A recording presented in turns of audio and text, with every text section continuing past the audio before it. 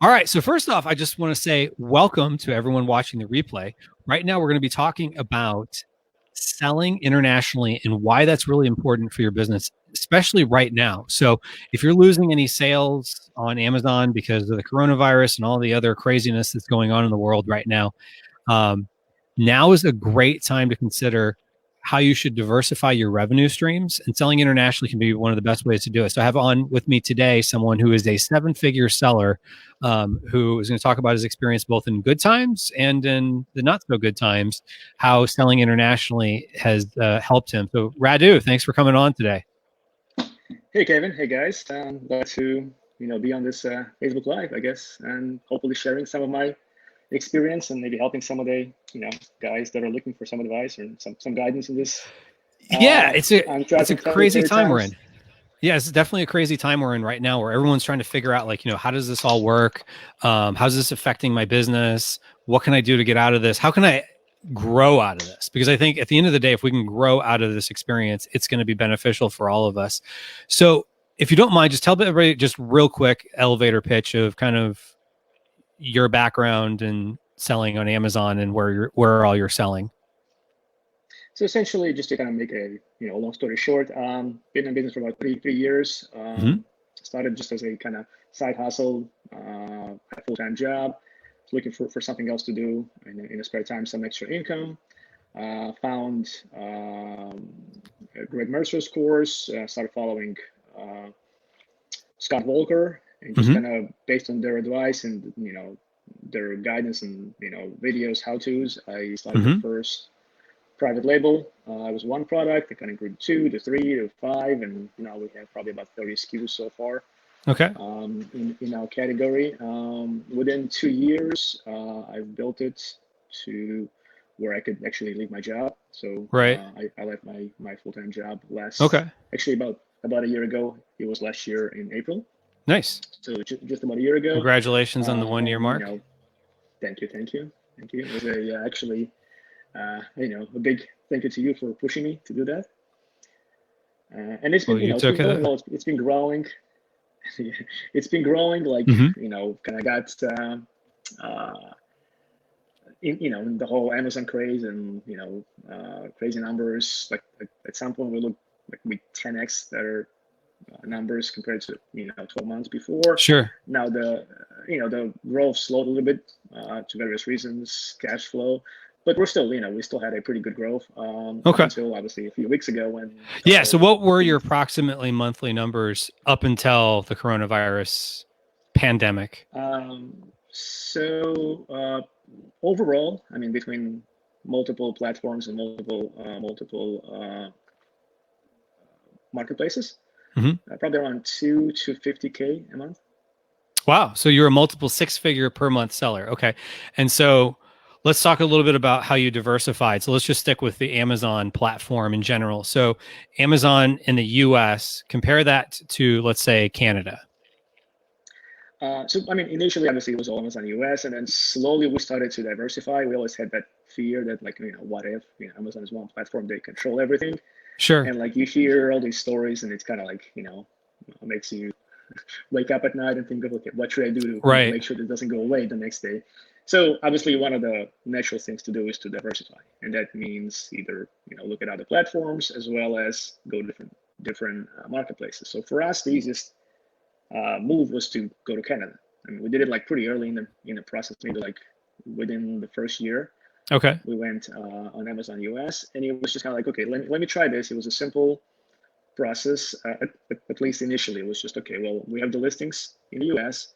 We Mm-hmm. just kind of go through, check some boxes, transfer them to the Canadian side, and then send some shipment in.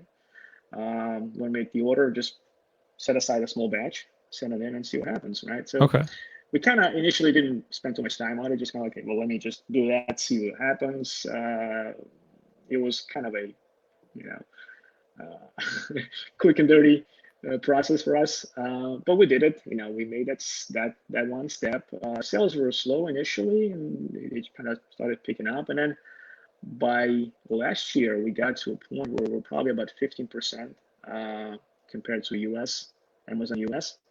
which from what I hear is pretty good for Canada. Yeah. So compared to the for a lot of US. people, it tends to be in the 10 to 15% range. For me, it was about 15% as well last year of my sales in the US, what I saw in Canada. So it was like basically free money in a sense because it was the same Exactly. products and just adding it on. So for you, was that about a 5-figure monthly revenue stream, if I'm doing my math correctly? Yes, yes. So that's just basically adding on top of the sales you were already getting in the US. Okay. So let's talk a little bit about now. So now that we've got the coronavirus, are you seeing sales down in the US? Yes, we're seeing a lot of decline in the US in the last couple of weeks, and that's kind of like what I'm hearing from a lot of other sellers that I'm, networked with or friends with. A lot Sure. of their sales have dropped, except maybe like if your product's one of the kind of like the essentials or something that sells Mhm. really well within these times. But for most other products that are more like, um, maybe not non-essential uh, products, it's a big drop in sales for a lot of different reasons, right? So first of all, obviously, the whole kind of economy crashing and people losing their jobs and just uncertainty. People don't know what's going to happen, where this is going, how long will it take. People are now curbing their discretionary spendings. Obviously, they only look to buy whatever is essential and just wait out to see where this is going before they start buying other things. The other problem is the Amazon's own internal issues with the logistics, where they have to, like, people are not coming in, they're like looking out of their jobs, like the Amazon FBA, Right. warehouse workers, people that are getting sick or having to stay Right. home So with the bottom kids. line is for a variety of issues that are going on, we're all probably experiencing, a lot of us are experiencing down sales in the US and really everywhere. So that makes sense. So let's just talk a little bit about, has selling in Canada helped you, or has that just been a total hassle, or has it been helpful during this time period? It's been a big help, and kind of like looked back and thought, well, I'm so glad I actually did this when I did it. Even though it was just a test at that time, it obviously grew a lot. It's a decent amount of revenue for us right now. Well, even up until the whole COVID-19. And what we're seeing now, where our US Amazon sales have dropped like 65% Uh-huh. in the last couple of weeks. Canadian sales, for the most part, stayed the same. We also have been in the UK and Europe. We've been out of stock, so we're just getting back in stock, and sales are slowly picking up there. Mm-hmm. And we just sent the first shipment to Australia, so that I just got an email yesterday that was checked in. Oh, nice. So that's helping us offset. If we were primarily Amazon based and Amazon US based, I should say, we would have been a lot worse right now. So we're still staying afloat, and hopefully we'll ride this one out and get No, back on our hopefully feet. you're going to. Well, I mean, my whole concern is, like, obviously, we have the infrastructures, the employees, the Mm-hmm. contractors. So a lot of them have been with us for a while. So I'm trying to not do any drastic measures to where I can kind of keep this Sure. afloat. And then once the economy starts to pick up and the sales go back up, then we can kind of just, continue from where we left off and not have to lay anybody off, or, go back and have to find new Sure, employees sure, at the same sure. time. So let's talk about percentages, though. So you said basically before the coronavirus, it was about 15% of your sales in the US you saw in Canada. What are you seeing now? I haven't done the math, honestly, but I mean, the Canadian sales have stayed the same. So there's barely any dip in them. If I look Right. at the last 2 weeks compared to like the previous month or so, they're all kind of on the same at the same level. US, the 65% was a drop purely in Amazon US. Gotcha. So yeah, I mean, I would say probably right now they're more like maybe 30% sales Uh-huh. in Canada, 35%, 40%. I'll have to kind of go Yeah, through the I've seen a statistics. dip in Canada, but it's not been as big of a dip for my sales in the US. And so I've said it before that it's basically almost the way I look at it as um, an insurance policy on my sales by selling internationally, because it's a way to diversify. It's fairly simple. You don't have to figure out a whole new platform. Yeah, there's a few hoops you have to jump through, but were the hoops all that difficult? Not at all. Not at all. Yeah. And It once you was get through, for what we got back. I mean, this was a minimal investment, time wise and effort wise, money wise. Right. I mean, So how much definitely, it's a no-brainer. how much time do you spend managing Canada? Honestly, not probably should spend more time. It's kind of almost like a little bit overlooked.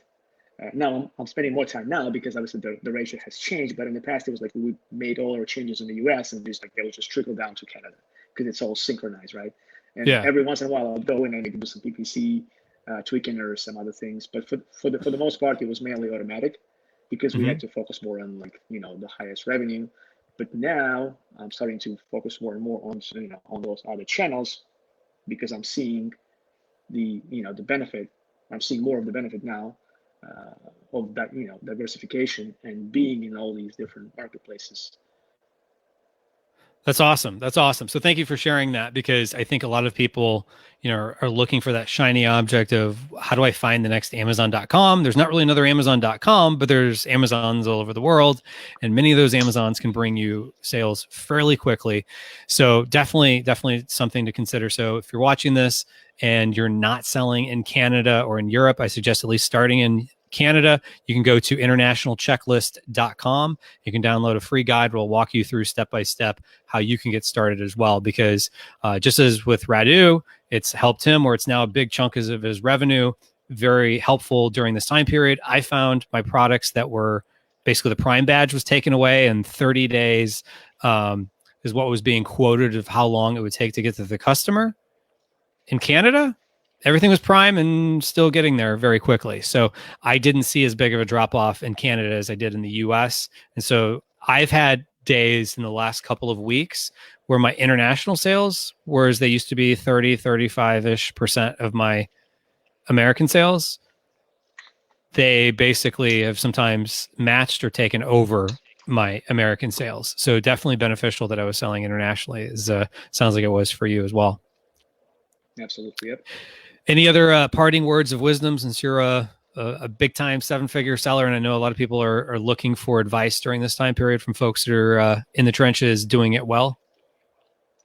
It's a lot of I guess fear and negative things going on. Just kind of try to not spend too much time on that. Just kind of look at what you can do now. Right? There's small things you can do. You can work on your business that will help you long term. You may not see any benefits currently, but focus on bringing values. Like just basically look for opportunities. Like what you can do now to help your customers, right?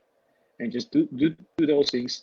And then if you bring value to your customers, it will pay off big time in the long run. Exactly. Don't get discouraged. Just temporarily. Just keep fighting. Keep pushing through this, and we'll be on the other side of it soon. Looking back, probably having a few laughs so long. Exactly. Time, exactly. It's just temporary.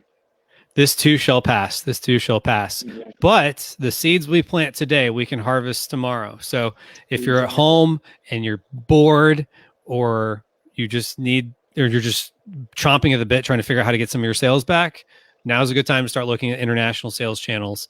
And again, you can go to internationalchecklist.com to download a free guide where I'll walk you through step by step how to do that.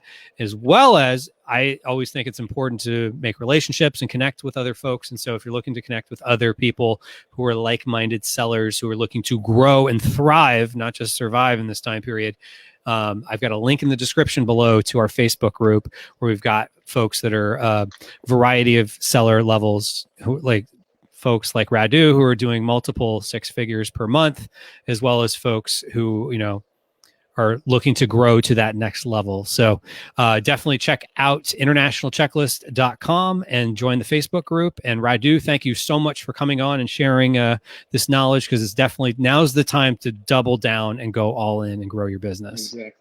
Exactly. Awesome. Well, thanks so much, Radu. Thanks again for your time. Appreciate it. Good chatting. Have a good day.